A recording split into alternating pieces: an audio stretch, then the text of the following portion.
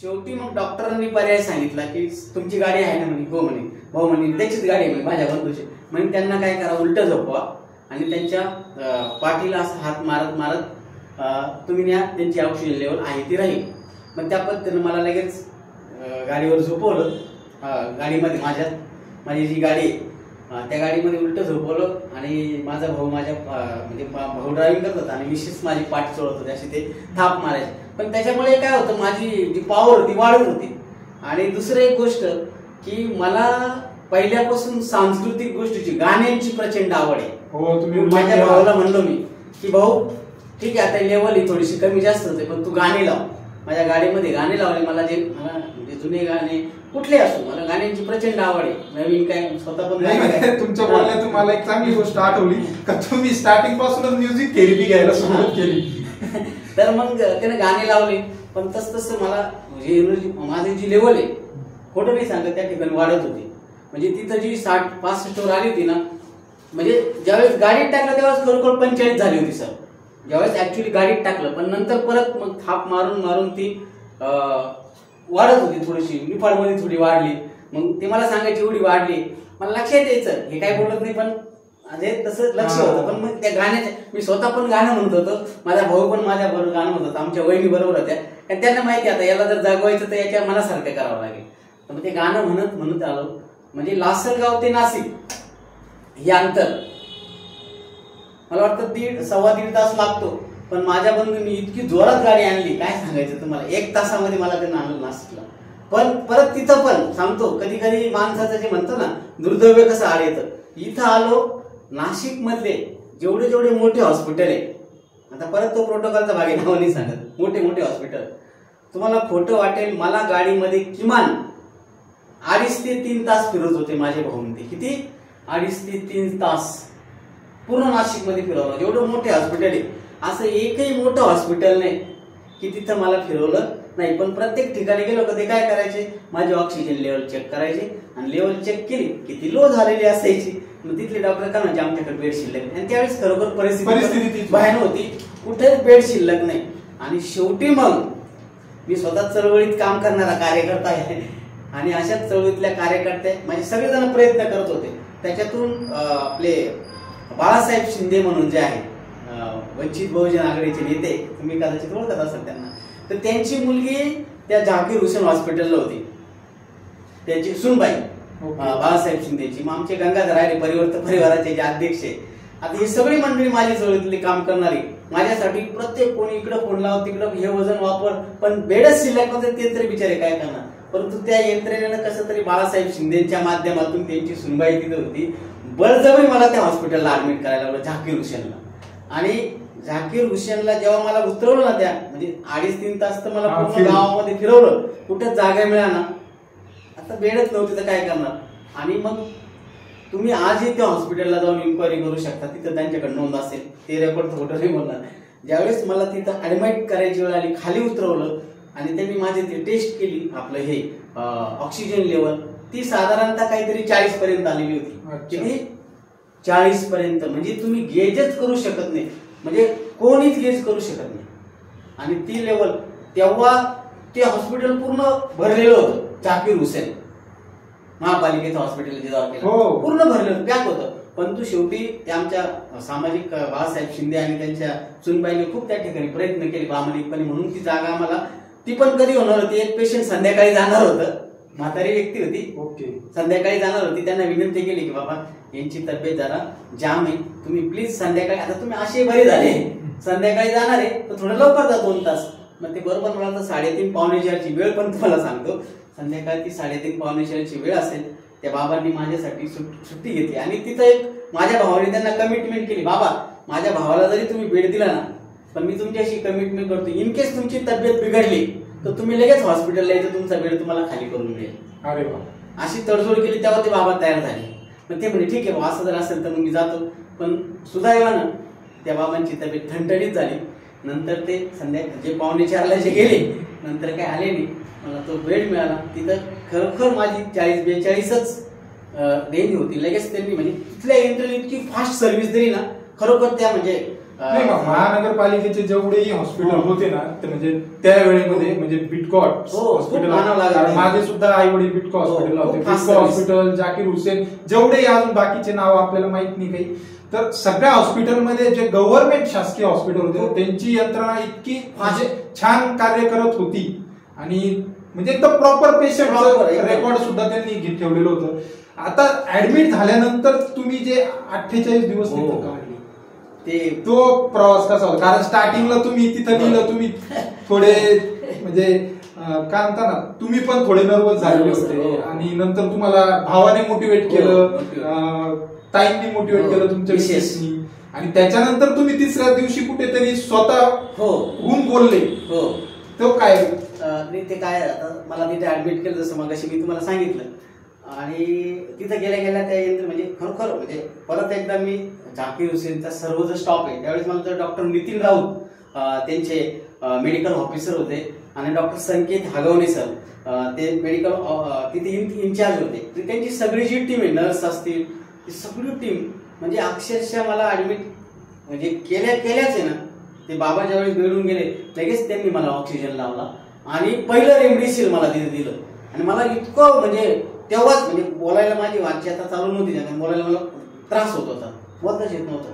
तर मला इतकं बरं वाटलं की अरे बाबा, आपण माझ्या भावासाठी रेमडेसिवीर शोधायला किती त्रास घेतला, किती पैसे खर्च लागलो तरी ते मिळत नसायचे, आणि इथं मला 5 मिनिटाच्या ऍडमिट केल्या दिलं. आपला जो पूर्वाभास होता ना म्हणजे करोनाच्या पहिलेचा, की बुवा शासकीय दवाखान्यांमध्ये हे मिळत नाही, ते मिळत नाही, किंवा तिथल्या सुविधांना आपणच नावं ठेवत होतो. पण ज्यावेळेस खरोखर आपत्ती आली होती त्या प्रकारची, त्यावेळेस खरंच म्हणजे सगळं काही शासकीय यंत्रणेत उपलब्ध होतं आणि शासन ते उपलब्ध करून देत होतं. आणि तिथं आपला कधीतरी न्यूनगंड म्हणा किंवा आपला कधीतरी समज म्हणा का तिथं भेटणार नाही, तिथं गर्दी असेल, हाच न्यूनगंड बहुतेक जणांना नडलेला आहे. बरोबर, म्हणजे असं मला तरी वाटतं. राईट. म्हणजे माझा जो अनुभव मी तुम्हाला सांगेल की मला 48 दिवस तिथं जे ऍडमिट झालो मी, म्हणजे माझी लेवल जी तुम्हाला सांगतो ना की ऍडमिट करते वेळी जी 40-42 होती ना, ती ज्यावेळेस त्यांनी ती ऑक्सिजन लेवल लावला, मला ते सिलेंडर लावलं गॅस ऑक्सिजनचं, त्याच्यानंतर साधारणतः अर्ध्या तासानं बरं का, मला अजूनही आठवतं, माझी लेवल 90च्या पुढे गेली, इथे 90च्या पुढे गेली. माझ्याजवळ माझी मिसेस, नंतर माझे भाऊ, माझे आपले हे होते मेवणे होते, सचिन आपलं रवी शिरसाट म्हणून त्याची मिसेस, त्याच्यानंतर माझे स्टाफ मेंबर माझ्यासाठी तिथे थांबलेले, ते बाहेर सगळे बघायला. पण जेव्हा त्यांना कळलं ते मला अर्धा पाऊण तास झालं ऑक्सिजन लावला, मग त्यांनी लेवल म्हटली तिथल्या नर्सनी, मग तिने लगेच ती स्वतःहून सगळ्यांना असं केलं, मला असं केल्यावरच कळालं की आता आपण ओके झालोय. मग लगेच तिनं मला बोलता येत नव्हतं, माझ्या भांडूला लिहून दिलं की जी आता तुमच्या सरांची लेवल 91 झाली. आणि मग खूप आनंद झाला, मला मनस्वी आनंद झाला. आता म्हणलं आता आपण आउट ऑफ डेंजर आहे, कारण की 90च्या बघा, त्या 90च्या पुढे ज्याची ऑक्सिजन लेवल असेल तो पेशंट ओके, पण 90च्या खाली गेला म्हणजे काहीतरी प्रॉब्लेम आहे असं व्हायचं. म्हणजे खूप संघर्ष त्या ठिकाणी झाला, पण ठीक आहे, काही गोष्टी होतात त्या नशिबात असतात. त्या काळात म्हणजे असं म्हणता येईल का स्वतः पेशंटने संघर्ष केले बहुतेक. त्यातही अजून तुमच्या लेख मधला एक इंटरेस्टिंग किस्सा मला म्हणजे आता आठवतोय जस्ट, की तुम्ही ते लिहून द्यायचे. हो, ते काय होतं नेमकं? हा, तर लिहून द्यायचं म्हणजे काय, आता बघा की मी तुम्हाला सांगितलं की मला 48 दिवस ऍडमिट होतं बरोबर. किती, मला तारीख पण तुम्हाला सांगतो मी, 21 मे 2021 ते 9 जून 2021. अजूनही त्या हॉस्पिटलचं सर्टिफिकेट माझ्याकडे, तुम्ही तिथं रेकॉर्ड पण चेक करू शकता.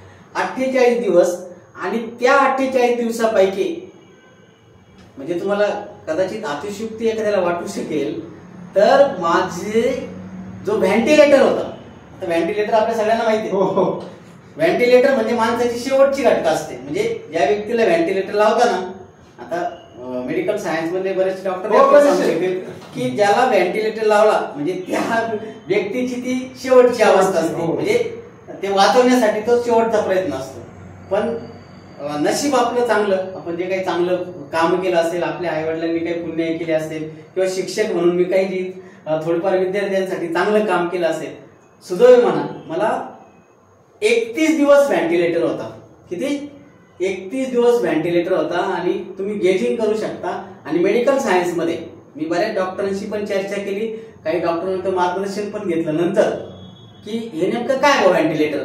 सुरुवातीला तर आपल्याला काही माहित नव्हतं, पण मग त्या बऱ्याच डॉक्टरांनी असं सांगितलं मला की सर व्हेंटिलेटर जसं मी तुम्हाला म्हटलं म्हणजे माणसाच्या शेवटचा वाचवण्याचा जो प्रयत्न असतो त्याला कृत्रिम ऑक्सिजन देण्यासाठी म्हणजे शेवटचं व्हेंटिलेटर पर्याय. आणि ते व्हेंटीचा जो मास्क होता ना तो अतिशय डेंजर होता सर. तुम्ही जे म्हणले ना लिहून द्यायचो, तर तो इतका डेंजर व्हेंटीचा मास्क असतो ना, तर ते आपल्याला बाहेर म्हणजे एकदम डोकं तुमचं कामच करत नाही. आणि त्याच्यात तो व्हेंटिलेटर लावून म्हणजे ते धड धड असं छातीवर चालू असतं आपल्या, आणि म्हणजे ते भयानक असतं, अतिशय भयानक. म्हणजे ते कुणाचे नशीब येऊ नये. ते मला 31 दिवस व्हेंटिलेटर होता, मला बोलताच येत नव्हतं सर. मग आता बोलता येत नव्हतं, पण मी कॉन्शियस होतो, अनकॉन्शियस नव्हतो. कॉन्शियस म्हणजे काय, सर तुम्ही समोर बसले, सर तुम्ही बसले, सगळं मला दिसायचं. ते काय म्हणताय, फोनवर काय बोलताय, मला सगळं ऐकायचं. खाना खुना सगळ्याच पण मला बोलता येत नव्हतं. मग आता त्यासाठी मी पर्याय शोधला, कारण की मी चळवळ्या माणूस आहे, मला काय असं एक ठिकाणी गपची बसत नाही.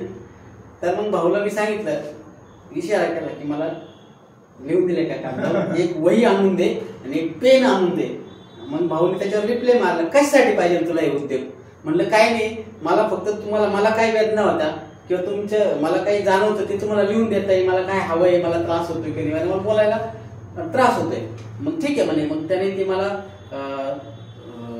मला वाटतं हॉस्पिटलाइज केल्यानंतर दुसऱ्या दिवशी मला व्हेंटिलेटर लावलं होतं. दुसऱ्या दिवसापासून, पहिल्या दिवशी नाही लावलं, दुसऱ्या दिवसापासून तब्येत जरा माझी कमी जास्त हे व्हायचा, काय ऑक्सिजन लेवल, त्यामुळे ते लावला.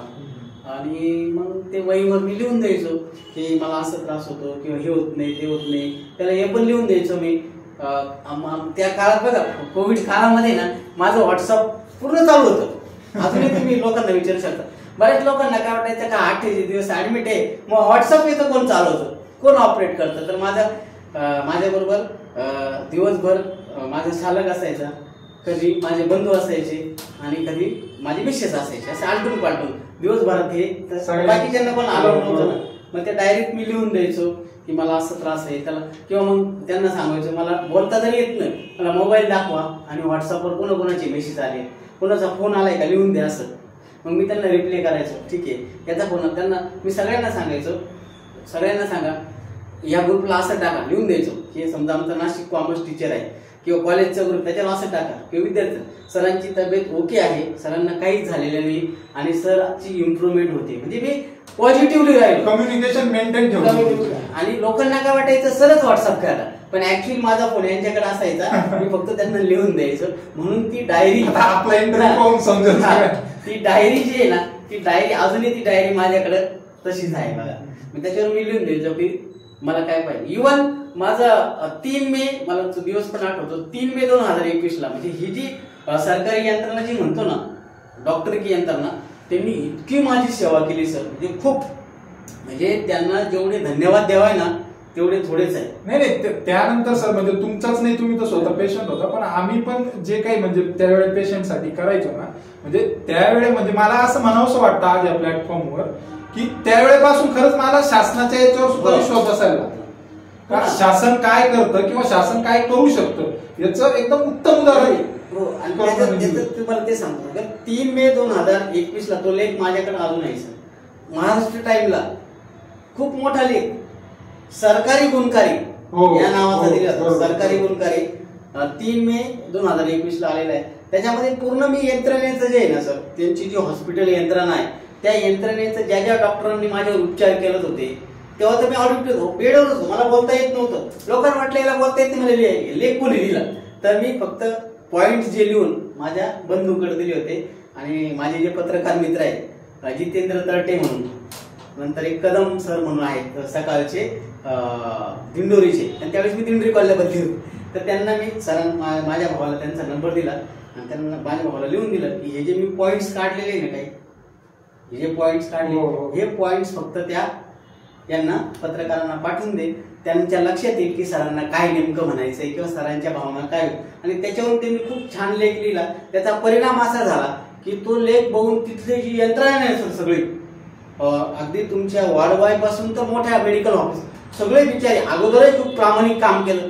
नंतर ते इतकी मला चांगली सर्व्हिस मिळाली सर म्हणजे काही त्याचं हेच करू शकतो नाही सर. कसं आहे म्हणजे एक दृष्टिकोन कसा होता की आपण ठीक आहे, करोना गेला, कोरोना संपला, आज आपलं परत पुन्हा सगळं सुरळीत सुरू झालं, पण अशा काही आपत्तीमध्ये त्यावेळेस त्या यंत्रणेने जे काम केलं त्याचा आभार ऍक्च्युली म्हणजे आपल्याला मानायचे असून आपण कधी मांडू शकलो नाही. बरोबर. म्हणजे हे एक चांगला प्लॅटफॉर्म पण होऊ शकतो की बिटको हॉस्पिटल झालं, जाकीर हुसेन हॉस्पिटल झाले, अजून नाशिक जिल्ह्यातले म्हणा किंवा महाराष्ट्रातील जे पण काही हॉस्पिटल्स आहेत त्यांची यंत्रणा, त्याच्यानंतर आपलं शासन स्तरावरील यंत्रणा, यांनी जे काम केलं यांचे धन्यवाद आपण कुठेतरी मानलेच पाहिजे. बरोबर. हे म्हणजे हा एकदम राईट प्लॅटफॉर्म आज तुम्ही मला उपलब्ध करून दिला. त्यांचं मी प्रत्यक्ष जाऊन बऱ्याच वेळेस आभार मानले आहे, तो विशेष नाही. परंतु या प्लॅटफॉर्मच्या माध्यमातून माझं एकच सांगणं आहे की सरकारी जे यंत्रणा जी आहे किंवा सरकारी जे हॉस्पिटल आहे खूप चांगली सर्व्हिस देतात.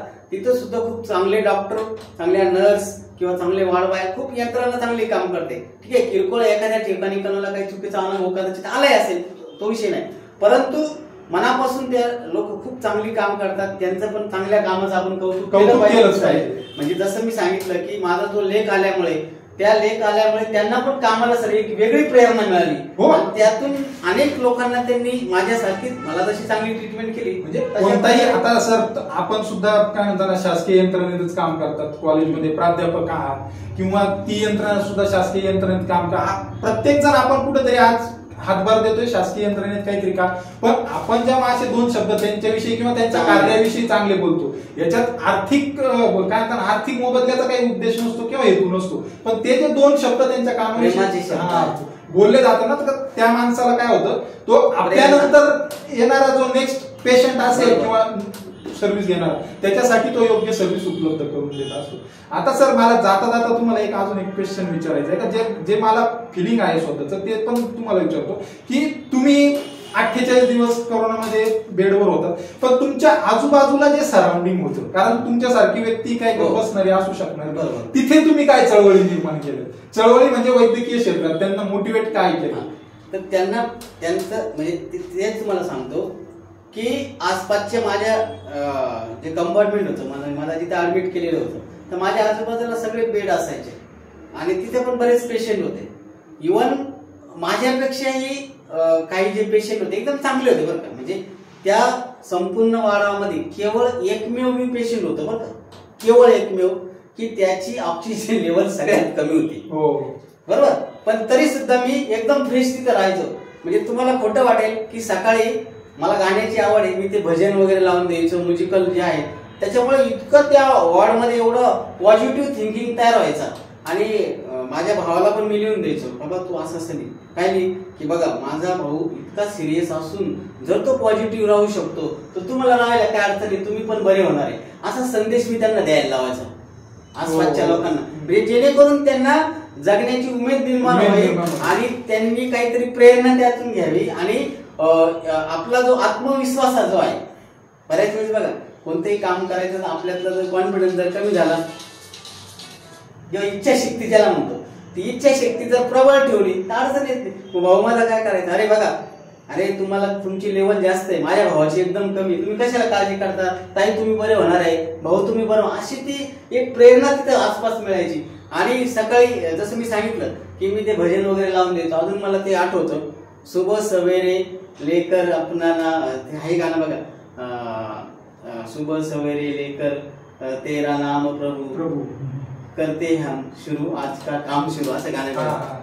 सुबह सवेरे लेकर तेरा नाम शुरू प्रभू करते हे आज का काम शुरू, ते गाणं मी दररोज तिथे लावायचं. आणि दुसरं इतनी शक्ती हमें देण्यात आलं, हे दोन गाणे ऐकून तिथले जे पेशंट आहे ना ते वातावरण इतकं प्रसन्न व्हायचं आणि त्यातूनच सुद्धा बरेच पेशंट बऱ्यापैकी बरे झाले सर. हो निश्चितच सर, ते एक पॉझिटिव्ह एनर्जी त्यांना यायची. कारण काय होतं सर की आजारापेक्षा त्यावेळेस तुम्ही पॉझिटिव्ह राहणं हे खूप महत्वाचं असतं. आणि भरपूरशा गोष्टी काय असतात पॉझिटिव्ह एनर्जीनेच बाहेर येत असतात. करोनामध्ये भरपूर पेशंट याचमुळे गेले किंवा याचमुळे वाचले की काही लोक पॉझिटिव्ह होते आणि काही लोक पॉझिटिव्ह नव्हते, त्यामुळे त्यांच्यावर त्या मेडिसिनचाही परिणाम झाला. आणि आजचा इंटरव्ह्यू सर कंडक्ट करायचं कारण हेच होतं की आपण जे एज्युकेशन क्षेत्रात आम्ही पण काम करतो, एव्हीएस टेक्नॉलॉजी पण काम करतोय, की एज्युकेशन क्षेत्रामध्ये कुठेतरी पॉझिटिव्हिटीची खूप गरज आहे. कारण हल्लीची पिढी ज्या निगेटिव्हिटीने म्हणजे थोडेसे मार्क 2-1 मार्क कमी पडले सुसाईडच्या घटना आपण ऐकतो, तर या अशा घटना देखील व्हायला नको आणि त्यांनी त्यांच्या करिअरमध्ये जास्तीत जास्त पॉझिटिव्ह राहायला हवं. मित्रांनो, मला तुम्हाला इथं हेच सांगायला आवडेल की हा जो आजचा इंटरव्ह्यू आपण घेतला किंवा मला झालटे सरांना इथं आणण्याचं कारणच ते होतं की पॉझिटिव्ह माणूस हा कुठल्याही सिच्युएशन मध्ये पॉझिटिव्ह असू शकतो, पण तुमच्या मनात तुम्ही पॉझिटिव्ह असणं खूप महत्वाचं आहे आणि तीच पॉझिटिव्हिटी तुम्ही तुमच्या प्रत्येक कामात किंवा प्रत्येक ठिकाणी तुम्ही दाखवणं गरजेचं आहे.